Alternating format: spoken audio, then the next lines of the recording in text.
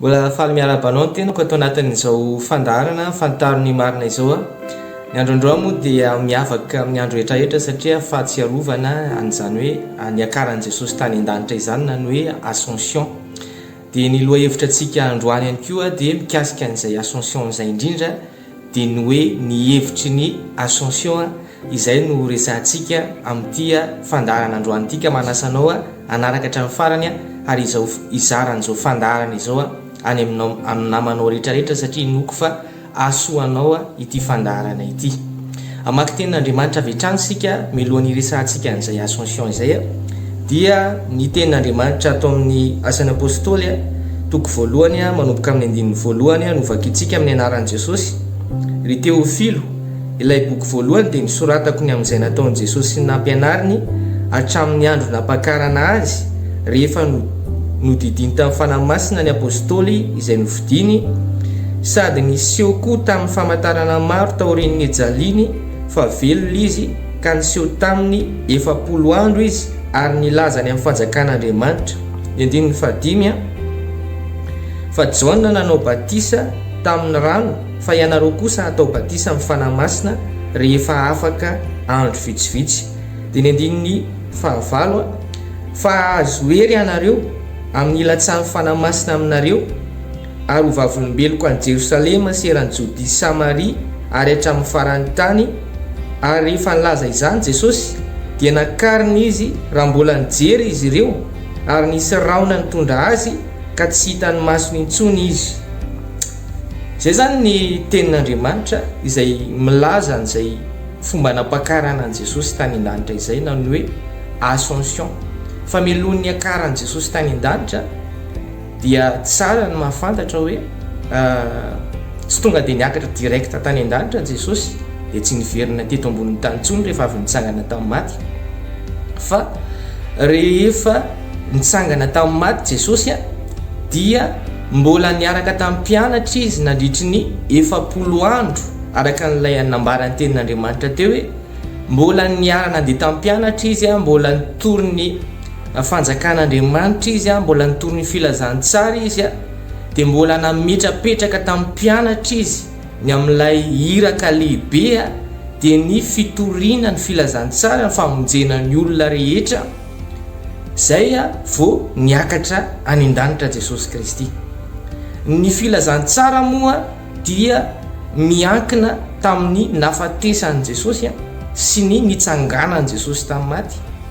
Ka rehefa avy nitsangana tamin'ny maty zany Jesosy dia tsy tonga dia niakatra direct tany an-danitra izy dia tsy niverina intsony fa mbola nametraka tamin'ny mpianatra izy an'ilay iraka lehibe dia ny filazantsara izany. Izay ilay nivakitsika teo tamin'ilay tenin'Andriamanitra izay nivakitsika teo izy hoe mbola nijanona 70 andro izy teto ambonin'ny tany mbola nampianatra mbola niforme an'ireo mpianatra ireo izy mba ho lasa mpitory filazantsara.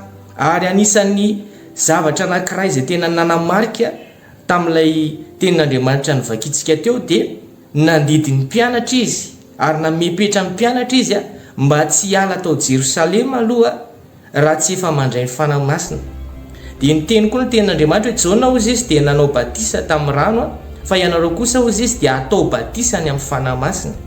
Dia niteny izy tamin'ny mpianatra hoe aza miala teto Jerosalema aloha ianareo mandra-pilatsaky ny fanahy masina amin'io asan'ny apôstôly toko voalohany io. Izany hoe sady nampianatra ny mpianany izy no namepetra ny mpianany hoe aza miala teo Jerosalema raha tsy efa nandray ny fanahy masina. Fa ny fanahy masina izay nresahan'i Jesosy nefa dia tsy omena na tsy hidina eto ambonin'ny tany raha tsy miakatra Jesosy. Ary izay indrindra no mahazava-dehibe an'izay Ascension na hoe fiakaran'i Jesosy tany an-danitra izay. Izay no hevitra lehibe izay ao ambadiky ny Ascension izay ho resantsika androany hoe raha tsy niakatra Jesosy dia tsy afaka midina ny fanahy masina. Araka ny tenin'i Jesosy ao amin'ny Jaona toko 9:40 vakitsika ihany izay tenin'Andriamanitra izay dia ny andininy 7 dia ozy izy ny tenin'Andriamanitra Jaona toko 9:40 ny andininy 7 hoe fa izao milaza ny marina aminareo mahatsara anareo ny fialako fa raha tsy ala aho dia tsy ho avy etỳ aminareo ny mpananatra fa raha andeha aho dia irako aty aminareo izy. Ny mpananatra zay resan'i Jesosy dia ny fanahy masina. Araka ny teneny hoe raha tsy miala aho izy dia tsy ho avy aty aminareo ny mpananatra. Nefa Jesosy dia niteny hoe mahasoa anareo ny fialako. Noho izany tsy maintsy miala Jesosy, tsy maintsy niakatra izy. Zay ny fanahy masina vao afaka nidina, vao afaka tonga dia aty amintsika. Fa raha tsy niakatra Jesosy dia tsy afaka nidina ny fanahy masina. Izany hoe ny Ascension zany dia azo ambara hoe relais nataon'i Jesosy tamin'ny fanahy masina. Rehefa niakatra Jesosy dia afaka andro vitsivitsy taorinany. Zay ny mpianatra rehefa nanaraka ny tenin'i Jesosy mba tsy hietsiketsika tao Jerosalema dia nidina tokoa ny fanahy masina ary nirotsaka tamin'ny mpianatra tsiraray avy. Ary ny mpianatra dia tsy afaka nanao na inona raha tsy efa nirotsaka tao anatin'ny fanahy masina. Isika sy ianao koa dia tsy afaka manao inona, tsy mahavita inona isika raha tsy midina ty anatintsika ny fanahy masina. Ary zay fanahy masina zay nefa tsy afaka nidina raha tsy niakatra Jesosy Kristy.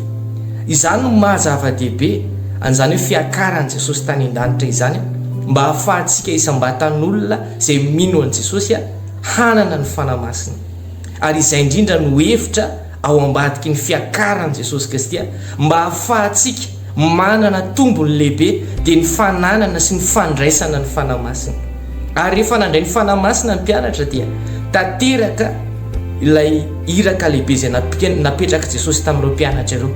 Tsy afaka no tanteraka mihitsy ireo raha tsy nandray ny fanahy masina ny mpianatra, satria ny fanahy masina ihany no afaka mahatanteraka n'le iraka lehibe izay nanirahan'i Jesosy ny mpianatra. Dia ohatr'izany koa tsika amin'izao vanim-potoana faran'izao, raha tsy manana ny fanahy masina isika dia tsy afaka ny hatanteraka ny sitrapon'Andriamanitra sy ny zavatra ampanaovin'Andriamanitra atsika.